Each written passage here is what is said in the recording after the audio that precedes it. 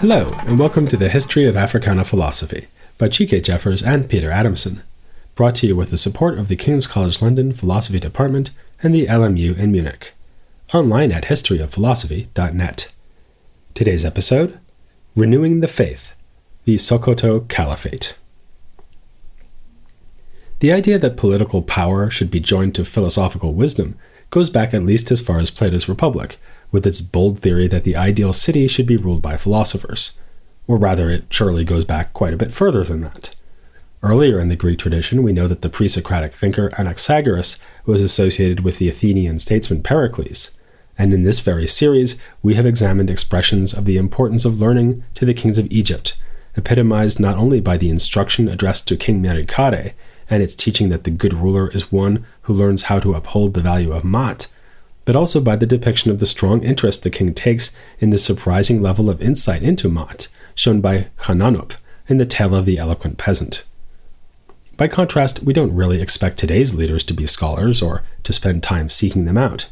Deep learning is rarely made a basis for political authority nowadays, and indeed, some modern voters might even be leery of a candidate who spends all their free time with books, preferring the effective manager or businessman to the intellectual.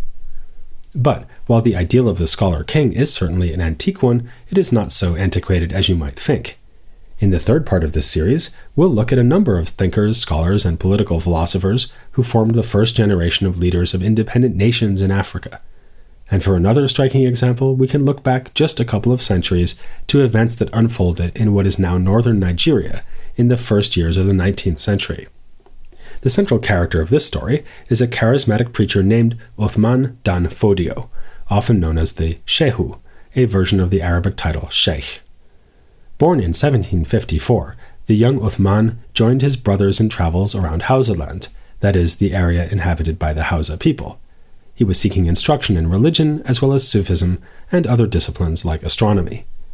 Particularly influential on him was a teacher named Jibril ibn Umar, who decried the hypocrisy of the nominally Muslim rulers who governed the region and the fact that many people still pursued traditional African religion.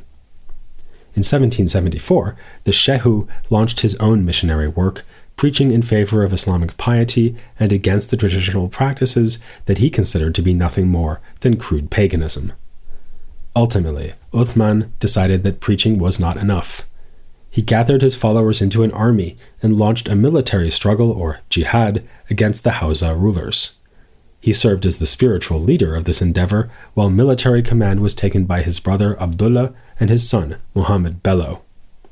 The Shehu's forces found themselves victorious in 1812, establishing what has come to be known as the Sokoto Caliphate, after the city of Sokoto, which was founded as the capital of this new state. It sounds like a simple story of religious zeal, and certainly Uthman Dan Fodio's leadership was bound up with a reputation for piety and mystical insight, even magical abilities. But the first family of the Sokoto Caliphate were also scholars and poets. The Shehu, his son Bello, and his daughter Nana Asma'u were renowned for their learning and composed works in prose and in verse. They wrote either in Arabic or in the local languages of Hausa or Fulani, but using Arabic script. This type of text is called Ajami, non-Arabic. The family's bookishness was central to their political ideology and their own claims to legitimacy.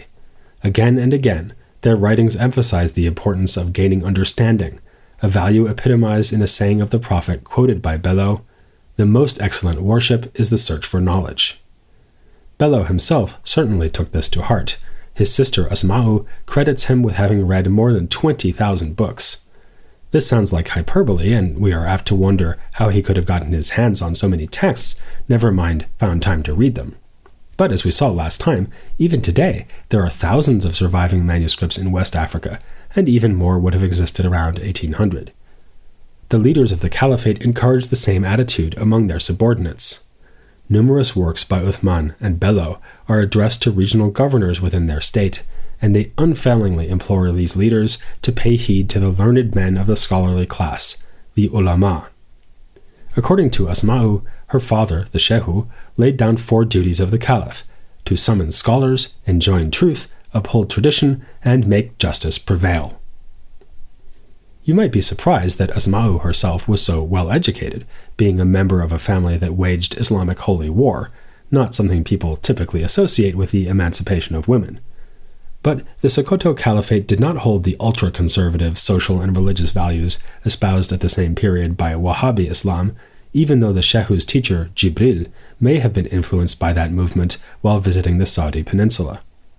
In fact, the Shehu wrote about the importance of educating women, especially in a work called The Light of Hearts, and Bello followed his lead by writing about the virtues of pious women.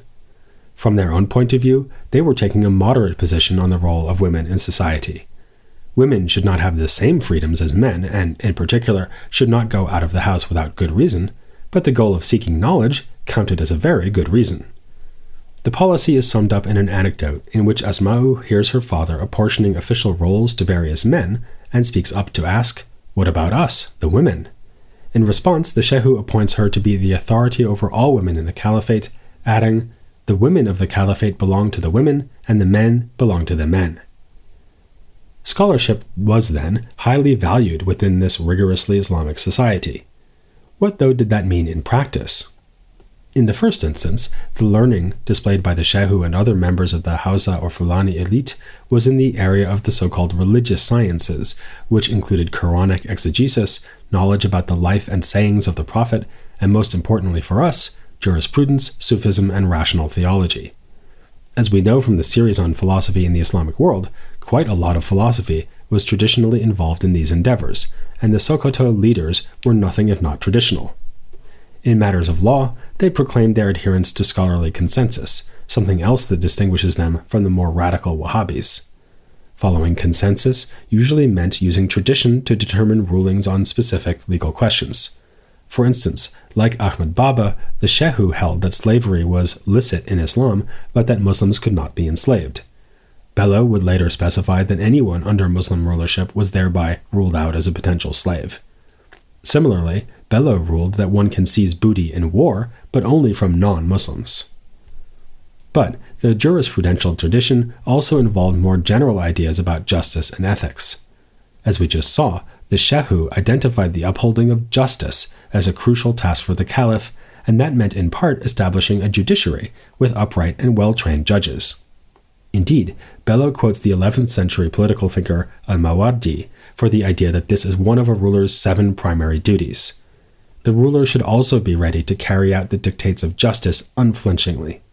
Quoting another traditional source, Bello says that a governor must have strength such that the killing of a man in the cause of truth would be to him like the killing of a sparrow, and he should have such mildness, care, and mercy that he fears to kill a swallow without justice.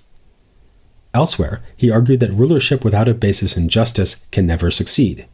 There is no rulership without the army, no army without wealth, no wealth without tax, no tax without prosperity, no prosperity without justice. Justice is therefore the base on which the foundation of the state is laid. Thus, it is not only individual virtue, but the encouragement of virtue in society at large that makes for a good ruler. The Shehu captured this in a description of the ideal ruler, who will, as he put it, strip evil things from religious and temporal affairs and introduce reforms, combat every cause of corruption that occurs in his country, and forbid every disapproved thing, and strive to reform the markets, set right the affairs of the poor and the needy, and order the doing of every approved thing.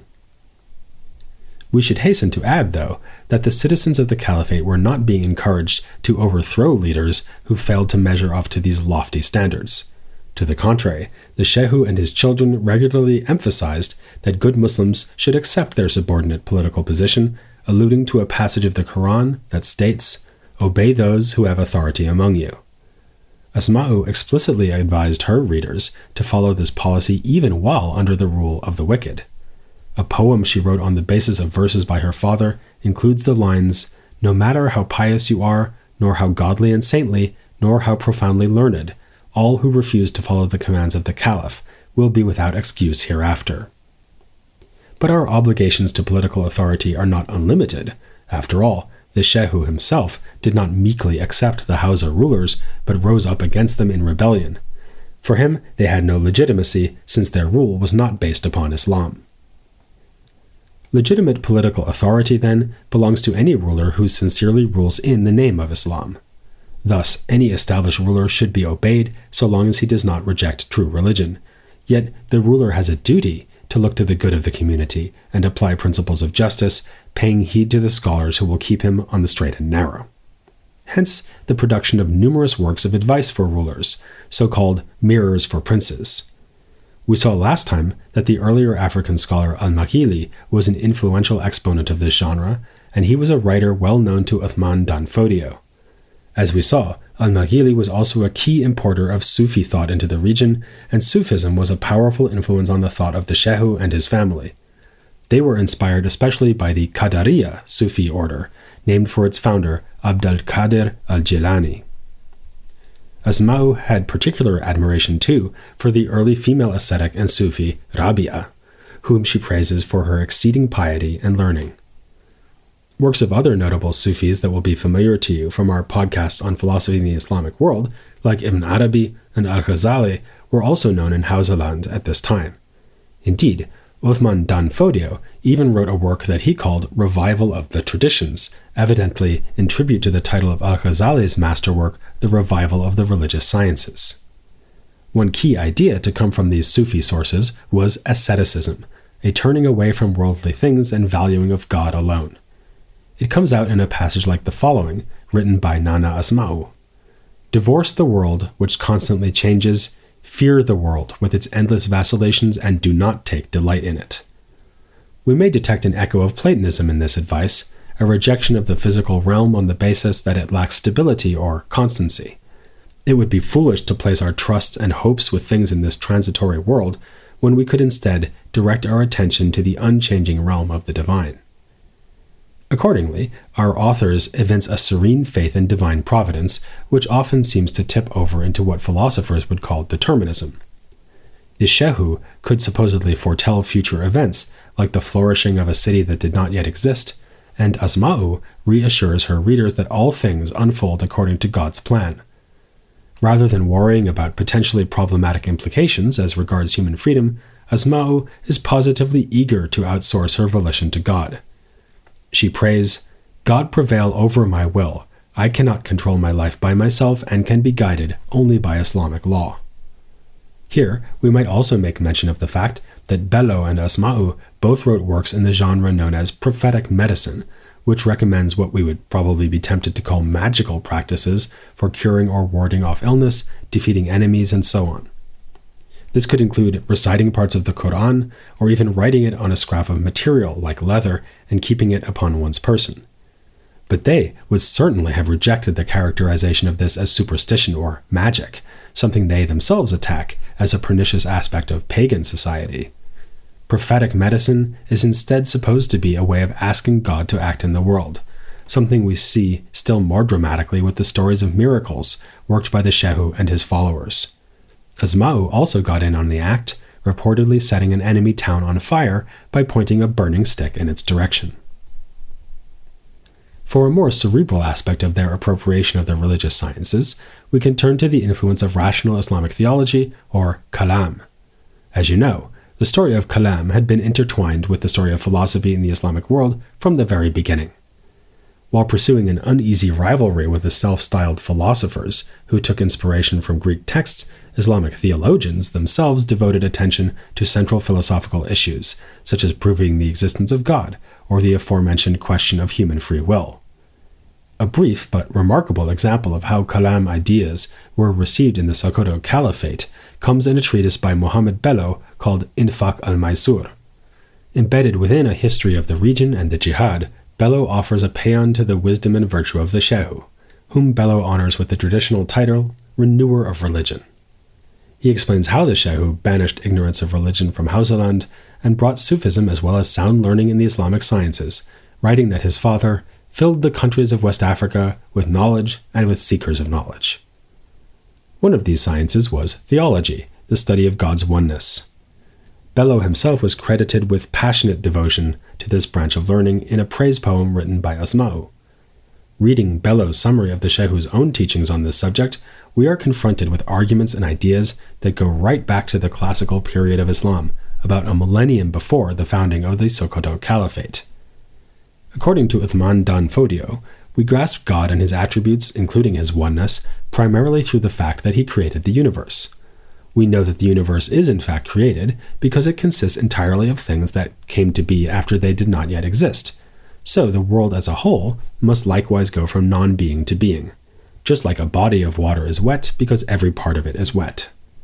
Here, the Shehu is using an argument for God's existence familiar from the earliest days of Islamic theology.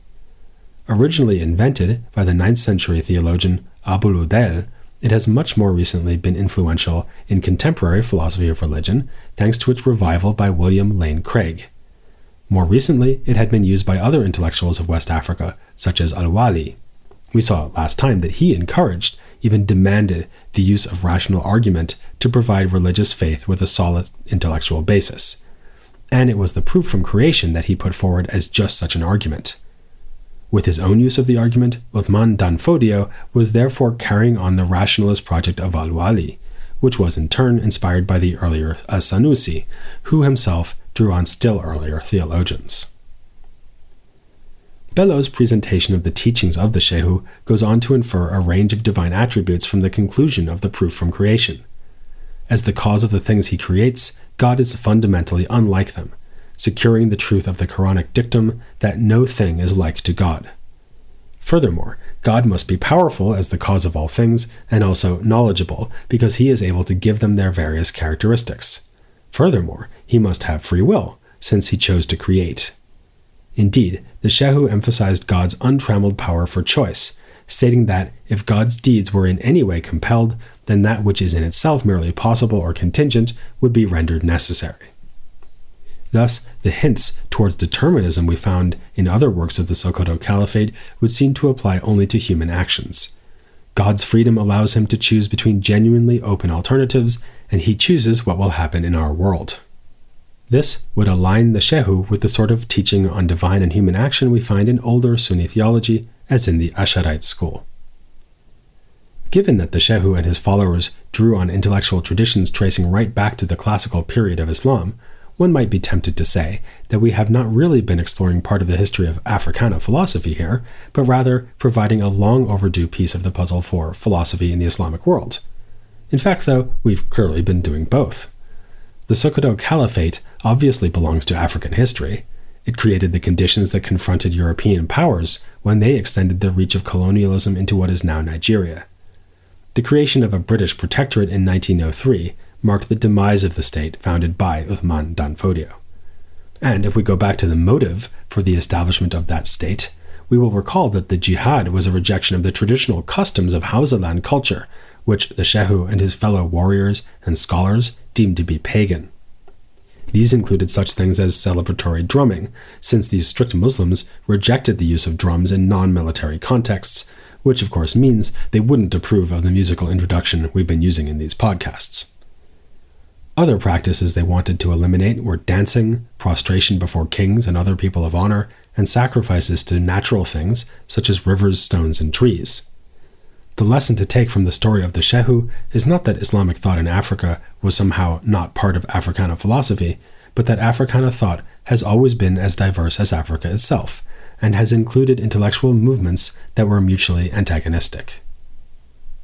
Our next major topic, in fact, relates closely to the sort of traditional African society that was uprooted in the rise of the Sokoto Caliphate, because soon we'll start to look at the controversial question of philosophy in African oral culture. In this series so far, we've been dealing with unfamiliar philosophical traditions, but in a traditional way, insofar as we have focused on written texts, from the writings of ancient Babylonia and Egypt to the treatises of men like Al-Wali and Mohammed Bello. But oral transmission has played a part. Remember how Al-Wali drew on an oral tradition of commentary to write his own exegesis of the religious creed of As-Sanusi. Indeed, this aspect of intellectual life in Islamic Africa continued past the time of the Sokoto Caliphate. The modern-day scholar Kai Kresse has devoted himself to what he calls anthropology of philosophy, doing fieldwork among Swahili speakers on the East African coast to learn about philosophical practices and teachings there. This may take written form, but also finds expression in the Baraza culture described by Kresse, in which informal gatherings, sometimes at a baraza or veranda in front of someone's home, involve discussion of everything from local gossip to politics, Quranic exegesis, and intellectual debates over morality or the reality of the spirit world. Poetry also continues to play an important role in Swahili intellectual culture, as it did in the Sokoto Caliphate, and of course poetry is a paradigm example of discourse that flourishes in oral settings. Thus, although the spread of Islam brought literacy to many regions of sub-Saharan Africa for the first time, it did not entirely supplant the orality of traditional African cultures. Those cultures will be coming into focus soon in this series, as we'll discuss the modern history of attempts to reconstruct the philosophical ideas transmitted in oral traditions, and also the criticisms that have been directed against that project. But before we get on to that, we want to do a bit more to acknowledge the diversity and complexity involved in the story of Islam in sub-Saharan Africa. For that purpose, we'll be speaking to an expert on this very subject, who will be providing us with his wisdom in oral and not written form. Please join us for an interview with Suleiman Bashir Diagne, our guest for the next episode of The History of Africana Philosophy.